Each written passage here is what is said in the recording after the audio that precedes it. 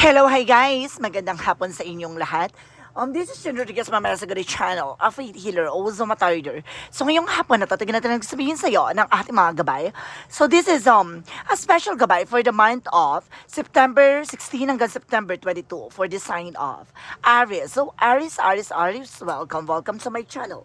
Ano kayang messages, advices, sa spirit guide sa ating masasagap for today's video? Kanino kayang energy or kaganapan sa buhay ng mga Aries ng ating mga hagilap? So guys, this reading is a general reading lamang, hindi lahat makaka-resonate. Kunin lamang po makaka-relate sa inyo.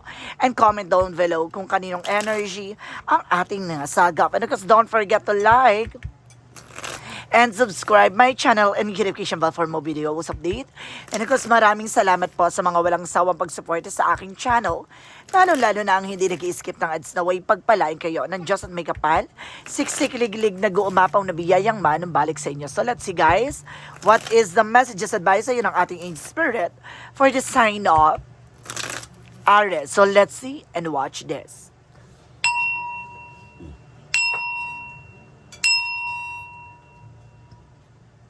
Angels, please give me information paano kayo gusto sabihin sa iyo ng ating mga gabay. So ito na, at tutuklasin na natin at hihimay-himay na natin yan. Angel Spirit, please give me information pa. There is a hermit card. Oh, this is something spiritual, no?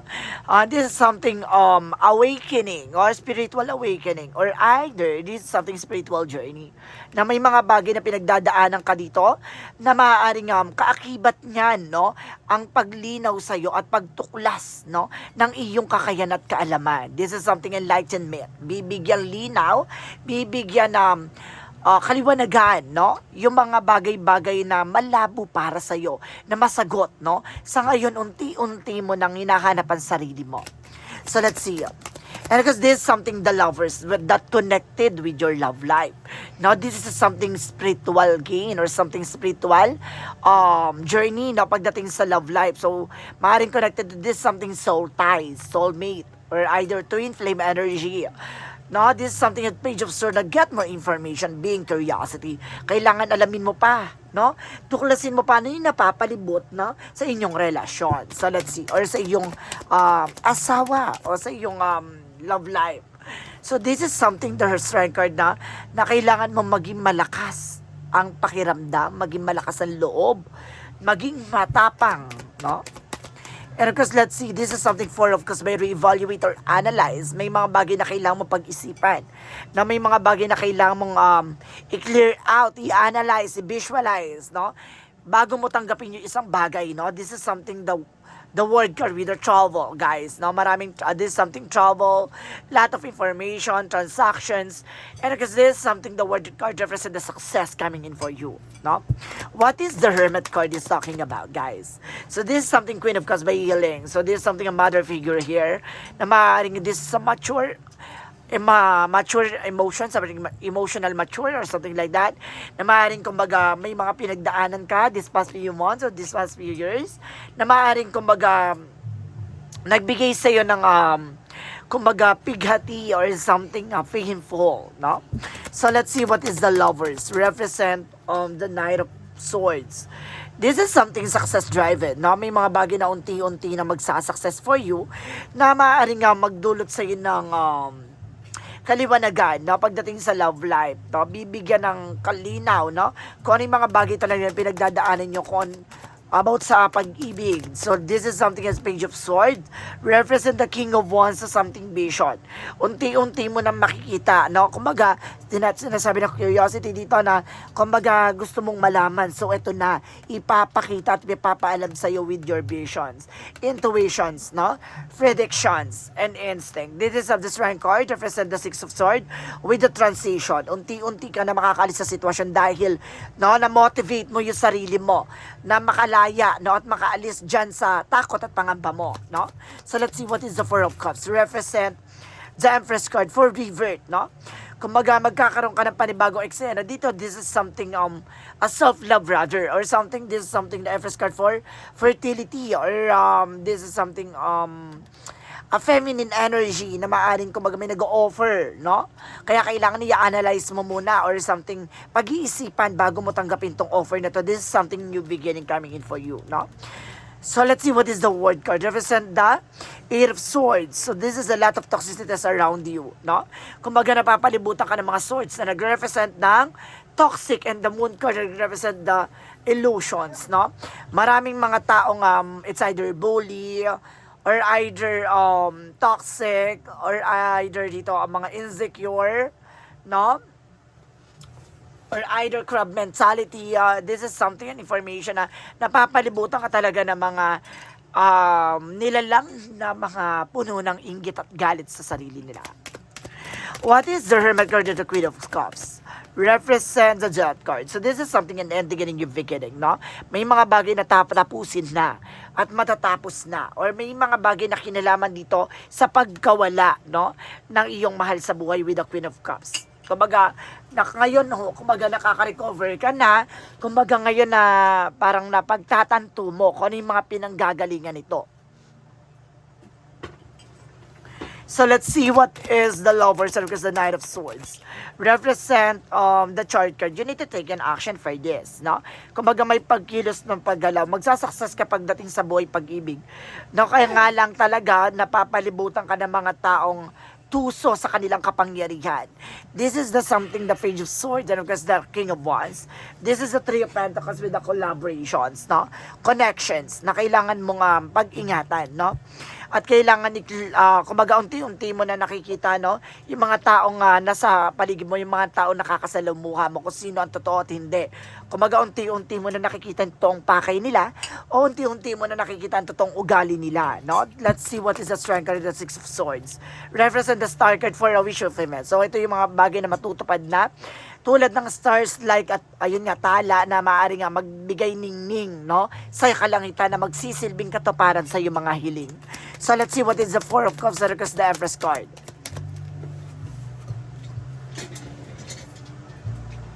So this is something, the Ten of Swords. Oh, mag-ingat ka, this is something sabotage na may backstabbing dito, guys, no? Kaya ito yung kailangan mo pag-isipan. Hindi lahat ng offer ay maganda. Kaya kailangan pag-isipan mo, baka itong babae na to may offer sa'yo, it's to ruin your life, no? To ruin your relationship. Na maaaring binabackstab kayo, maaaring may babae dito na yung pala may lihim na pagtingin sa person mo, or either ito pala ang sisira o magiging bangungot sa nakaraan mo. So let's see what is the word card, because the Eight of Swords represent the Ace of Swords. So this is something, a breakthrough, tagumpay. But at the end of the time, kumbaga kahit na toxic or negative yan, kumbaga sinasabi dito, lilinawin yan, no? Kung ano yung mga bagay na nakapalibot dyan. So may mga bagay dyan na kumbaga lilinisin, no? At halukayin na yung mga lalim ng negatibo na yan magsisilbing positibo. This is the Queen of Cups by good sense pagdating sa entrepreneur. So magiging practical ka this time. So let's see. From the outcome, additional. So this is something, the Knight of Wands for slowly but surely. Kumbaga ngayon, pinag-iisipan mo na detalyado at maayos. Hindi ka na nagiging padalos-dalos, no? Nagiging kalmado ka na at the same time. This is something, a Six of Wands for victory is yours, no? Kumbaga pinapakita dito na magiging matagumpay ka kahit anong larangan yan. Kaya kailangan mong kumapit sa pinaniniwala at pananampalatayang pinangahawakan mo. So guys, let's see additional messages about sa career.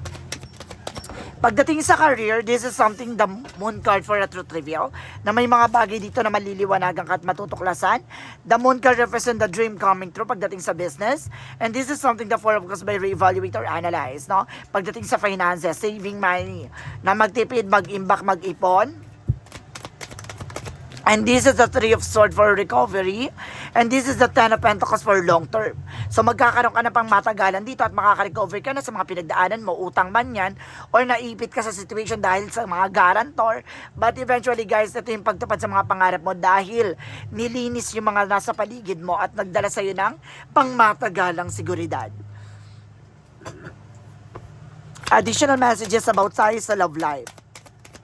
So this is the Seven of Pentacles for harvest time. So see, kung ano yung mga bagay na tinanim mo, yun ang aanihin mo. So this is something, consequences pagdating sa love life. This is the Two of Pentacles with the balance. So magiging balance ka dito. Emotional, practical, physical, and mental, no? Additional messages about sa health. About sa health naman, this is something a page of cross by intuition. Tama ang hinala mo, tama ang pangamba mo. This is something the Six of Pentacles, so this is something a balance. Na balance ang iyong kumbaga intuition and prediction, and this is something Ten of Cups with happiness. Magiging masaya ka kasi bago pa mangyari mga bagay na sa paligid mo, natutuklasan mo na kaagad. Kaya bago pa masira or tuluyang masira, nagagawa mo na ng solusyon. It's a good part, no? Kumbaga pagdating sa finances as a health, kailangan mo maging mahinahon at kailangan mo sumunod sa mga bagay-bagay na bibigay sa'yo ng kaliwanagan. Pagdating sa pagkain, no? Umiwas ka sa mga bawal, no? Sa mga inumin. Kung alam mong bawal, umiwas ka. Na pagdating sa finance, umiwas ka rin sa mga bisyo, no? Sa mga bagay na makakasama sa iyo, no?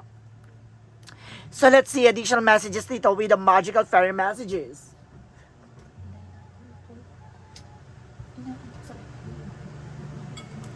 So let's see what is the magical fairy messages.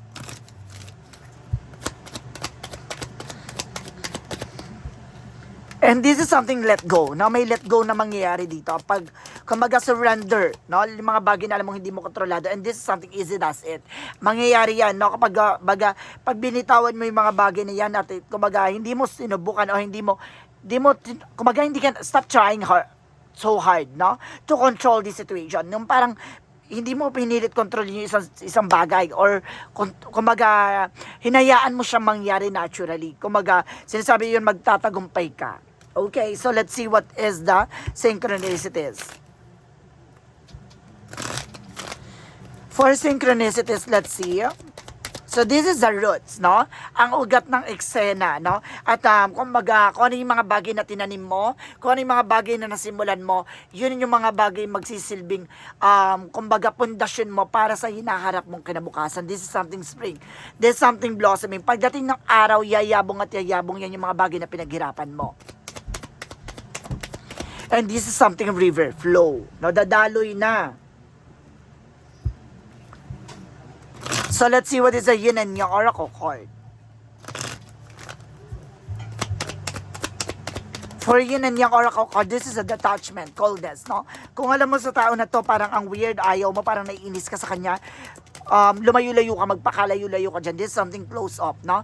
Kumbaga, ilayo mo yung sarili mo sa mga tao na yan kasi yan yung mga taong hanapin niya yung mga kamalian mo. Hanapin niya yung mga bagay na makakasira sa iyo. This is something freedom. Palayaan mo yung sarili mo sa mga tao na yan. No, hindi mo kailangan i-prove yung sarili mo. Hindi mo kailangan ipakita kung ano man ang meron ka. No? Hindi mo kailangan i-pressure or something, pilit yung sarili mo sa kanila. For Romance Angels for Mystic Love Oracle deck, represent what? Represent snake. Oh, mag-ingat ka, may ahas, ha? And this is something change with the transition. Na unti-unti na magbabago, unti-unti na magaganap ang pagbabago na to. And this is a call hearing for them. No? Makakatanggap ka ng tawag. So let's see what is an angel's messages for money move oracle deck. For money and career reading. So let's see.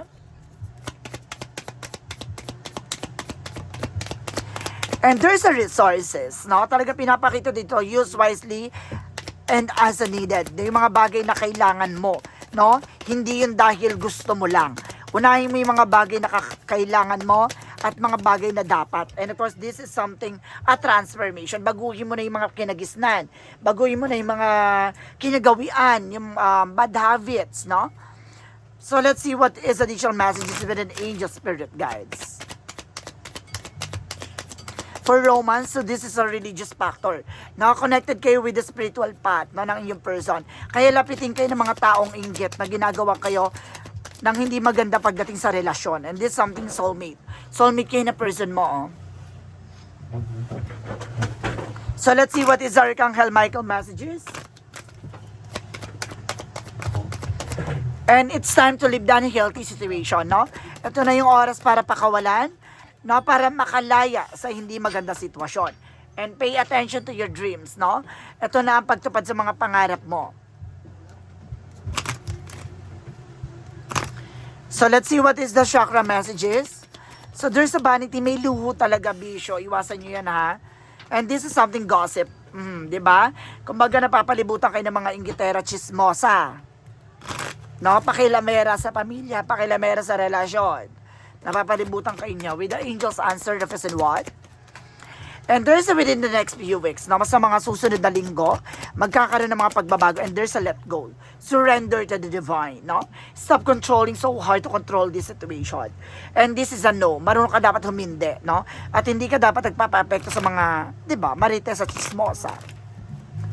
Additional messages with an angel spirit represent survival, no? Pagdating sa inyong relasyon, marami na kayong pinagdaan ng problema, no? Marami na kayong pinagdaan ng mga problemang pinagdaanan na akala nyo hindi na kayo makakabangon. This is something change, na unti-unti na mababago, and there's a something happiness from the fullest. Magkailangan nyo maging masaya, at kumbaga enjoyin nyo isa't isa, and this is something, ayun nga, with the dolphin, no? Enjoy your life from the fullest. So let's see what is additional messages with an angel spirit. And there's a bigger picture thinking, so this is something visionary. Kumbaga, tignan nyo yung bigger picture of yourself, not together. Na dati tinitignan nyo yung sarili nyo or ang inyong relasyon or yung pamilya sa isa't isa. Now, 5 years, 10 years from now, kung asa na kayo sa situation, and the seas of Mentaka, so this is something bringing unconscious to the light, na seeing potential, no? Kumbaga, meron kang kakayanan at may potential ka na makabangon at makaalis sa situation mo. May potential kayong umasenso. Additional messages with an angel spirit. And there's an honesty na maging tapat at maging totoo sa sarili nyo at sa ibang tao. And this is an indecision, no? Kumbaga may mga bagay na nahihirapan ka mag-decide ngayon, kasama siya sa buhay mo talaga, no? Pero kailangan mong, kumbaga, maging matapang. And there's a music na makakatulong yung music for healing energy. And there's something infinite abundance.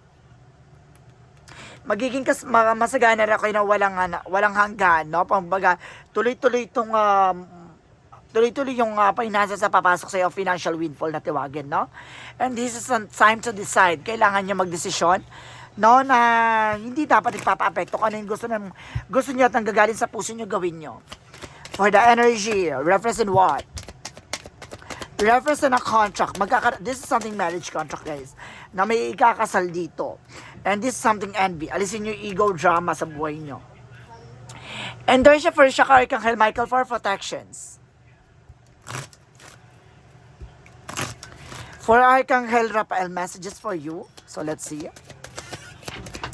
Archangel Raphael, so this is an increased energy, no? Kumbaga palakasin nyo ang enerhiya, yung immune system nyo, ang iyong spiritual, no? Kumbaga palakasin at palayain yung mga negativities.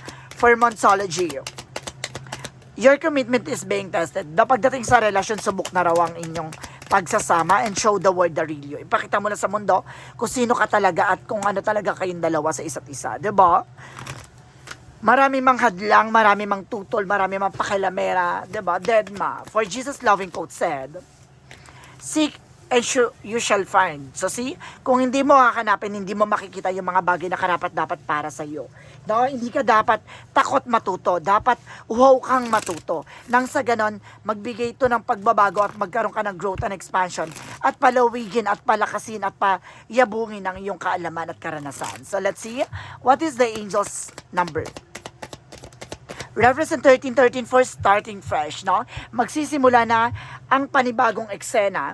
This is a step out of your comfort zone. You are about to create something meaningful. All your skills and talent will bring you spontaneous profits. Build you up with your confidence and trust in your decision. So magtiwala ka, no, na kaya mo. Huwag kang matakot, huwag kang mangamba. Huwag mong iisipin yung mga sasabihin ng iba. Huwag kang mag-isip ng mga negativities or something na papakinggan ko ano man yung hanas ng iba. Bagkos gawin mo yung mga bagay na magpapasaya sa'yo, gawin mo yung mga bagay na magpapayabong sa'yo. Huwag mong isipin yung mga taong hinahata ka pababa, dahil yun yung sinasabi ko, this is something crab mentality, no? Na kumbaga, the more na umaangat ka, the more na nagiging maasenso at nakakabangon ka sa buhay, the more silang nagingit-ngit sa galit, no? At kumbaga, hindi nila matanggap at hihilahin ka nila pababa. Messages of life represent simplicity, no? Ito na yung sinasabi dito na maging simple ka, huwag ka mag-post by social media. Kumbaga mag-ingat ka sa mga gagawin mong actions at the same time, mas maganda yung low-key or private. No, private life. So sinasabi dito, today I choose to simplify my life. As I do so, my burdens lighten. I release my ego need to understand, to prove and to control. Instead, I undertake every task I will with an open, humble heart. Seeing through the eyes of the child, I discover life in all its wonder and simplicity as the complication and chaos of my mind fall away. I remember I am one with the dead. One with the light, no? Kung magkakasama ka sa liwanag at magsisilbing liwanag ka sa ibang tao at sa sarili mo at sa pamilya mo. Huwag mong pakinggan yung mga sasabihin ng iba, bagkos pakinggan mo yung sarili mo, no? Kumbaga, matuto kang dumistansya sa mga taong ayaw sa'yo. Marunong kayong, kumbaga, pakawalan yun ng mga negativities na mga sinasabi ng iba sa inyo, no? Kumbaga, matuto kayong proteksyonan at pangalagaan ng sarili nyo. So guys, this is a special gabay for the month of September 16 hanggang September 22 for the sign of Aries. So Aries, maraming salamat for this wonderful reading. So once again, this reading sa general reading lamang, hindi lahat makaka-resonate, kunin lamang po makaka-relate sa inyo. And comment down below kung kaninong energy ang ating nasagap. Because don't forget to like and subscribe my channel and notification bell for more videos update. And kasi maraming salamat po sa mga walang sawang pagsuporta sa aking channel. Lalo-lalo na ang hindi nag-i-skip ng ads, naway pagpalain kayo ng Diyos at may kapal. Siksik, liglig, nag-uumapaw na biyayang balik sa inyo. So guys, maraming salamat and see you in the next video. Bye-bye and babush!